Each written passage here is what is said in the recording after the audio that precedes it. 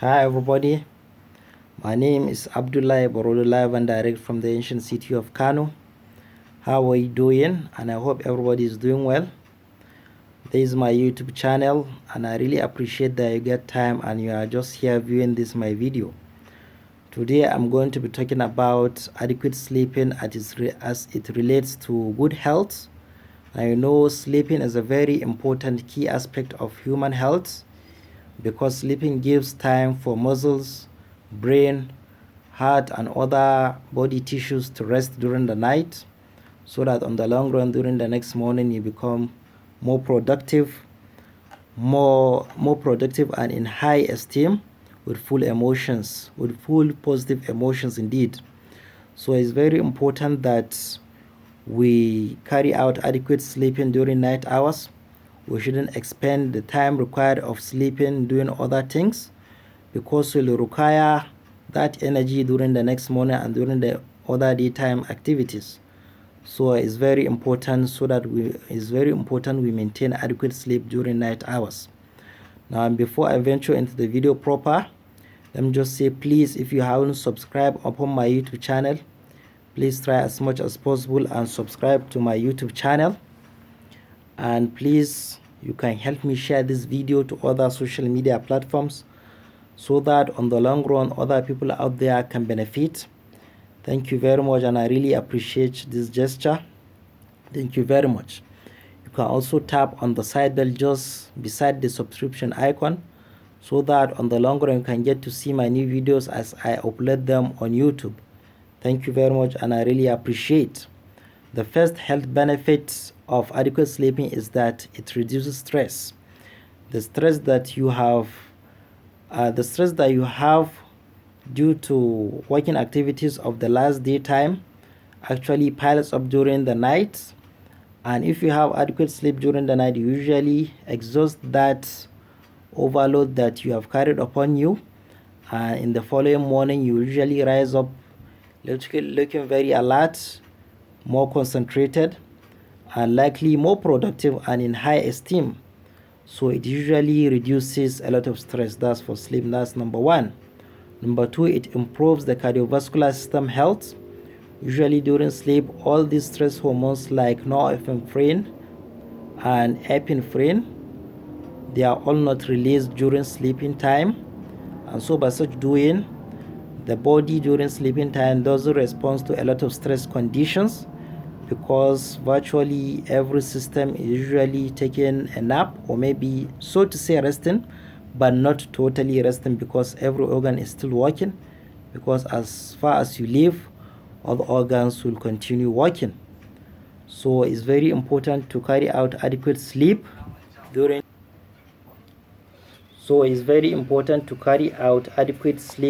the night time, so that on the long run your cardiovascular health system will be improved.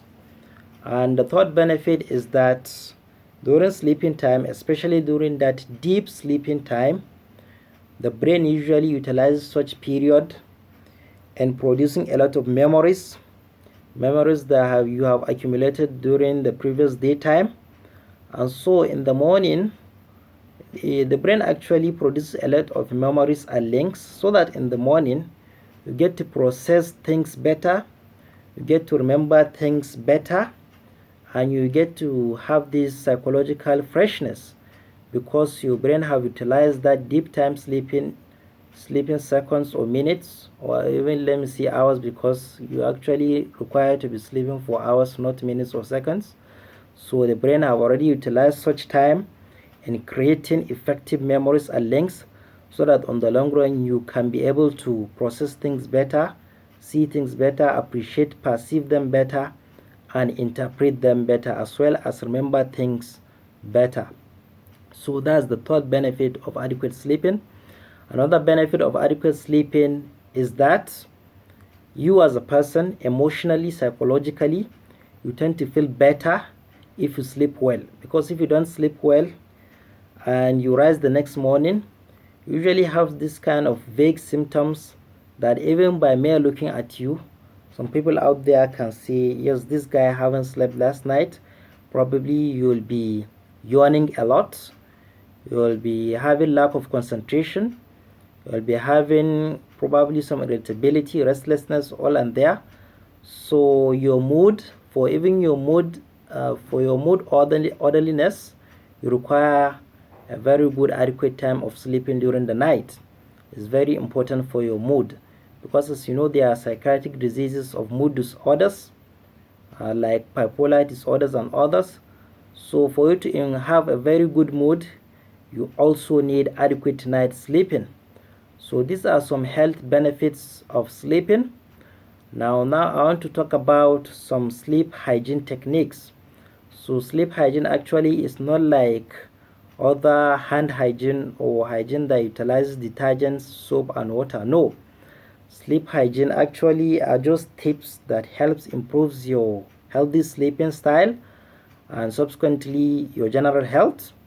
So this tips actually helps you, and it kind of gives you a kind of, I won't say frequency of sleeping time, but it prepares your body naturally and psychologically to know when to sleep, when to rise, and when to carry out daily activities, when to carry out a lot of muscular activities.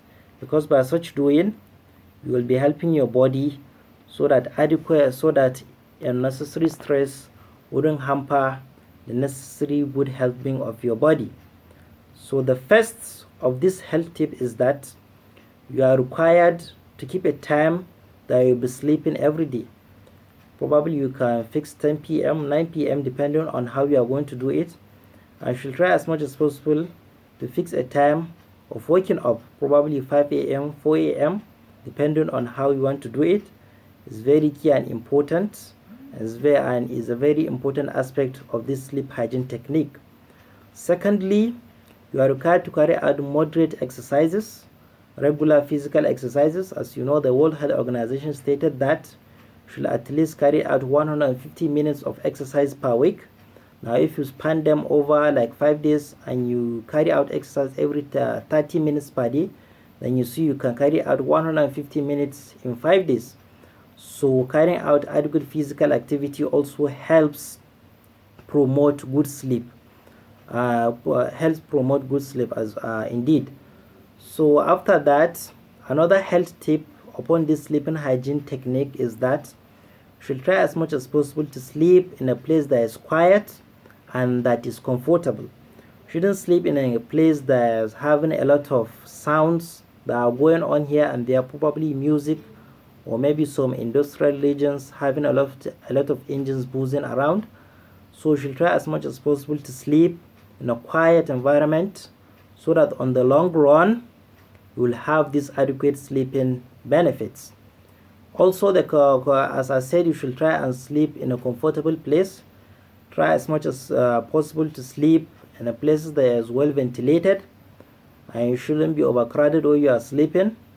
And also try as much as possible, you can sleep in a dark room then sleep, but if you also sleep on a light room, you can sleep as such. But just try as much as possible to avoid other distractions as you sleep, because it may impair your natural sleep cycle and probably affect you productively the next day you are rising to work, or rising to go to school, or other activities that you may be carrying out during the next day. So it's very important.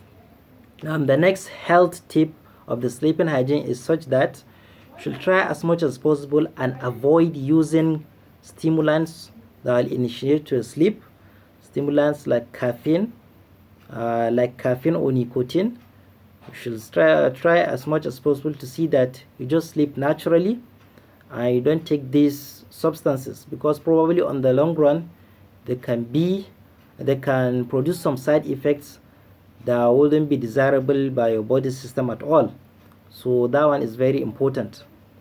Now let me just talk about some sleep disorders. Sleep disorders are usually categorized into, let me just say, two broadly. We have the primary sleep disorders and we have the other sleep disorders. For the primary sleep disorders, we have primary insomnia, a condition in which you cannot be able to sleep too well. You have too little sleep. That's just primary insomnia. Secondly, we have primary hypersomnia, a condition in which you sleep excessively more than normal. That's also a sleep disorder.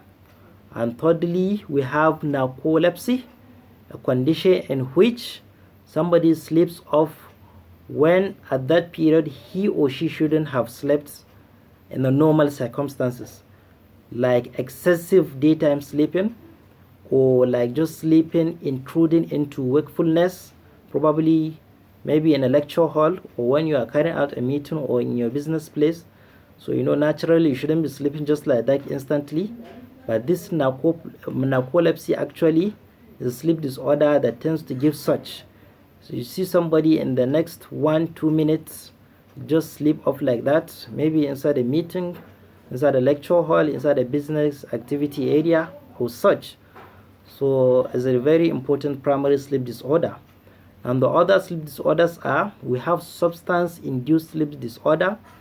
A lot of people out there that are drug addicts and co, they usually suffer from one sleep disorder or another, because these drugs, they are harmful enough, and they can cause a lot of disruptions, and this disruption also do not spare the sleep cycle, so they can have 1 or 2 sleep disorders.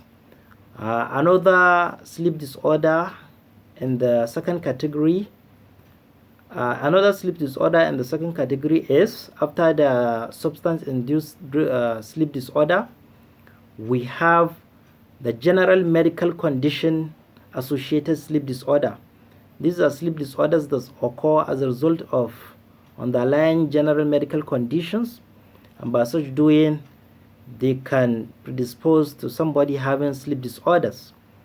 And another sleep disorder on this category is also sleep disorders that are associated with other mental disorders.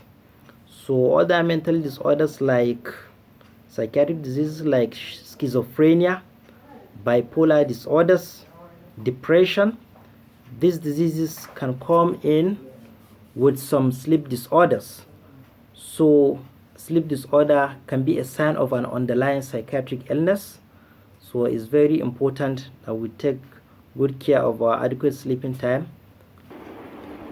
So in general, these are some examples of these sleep disorders. So after all, I can also say that there are some effects that comes there are some effects that come upon due to lack of sleep or sleep deprivation. Now these effects can be, number one, they can be accidents, and you see there are some drivers like automobile drivers, like nuclear reactor site specialists or scientists, maybe airplane pilots. You see, these are very essential occupations, and if to say these professionals will lack sleep and have sleep deprivation, then there's unlikely tendency of catastrophe to occur, because if by any chance of mistake, probably let's say these pilots or nuclear reactor scientists or automobile drivers just make 1 or 2 mistakes in their profession due to lack of sleep, then there can be serious consequences of accidents here and there. So you see, lack of sleep, there is this effect of accidents worldwide.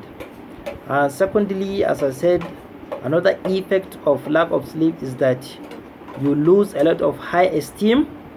You also lose that your general mood orderliness, and you tend to have these mood disorders here and there. And so in general, even for your natural emotions, you require a lot of sleeping time. It's very important. Now there are symptoms that you will see if there is evidence lack of sleep in somebody.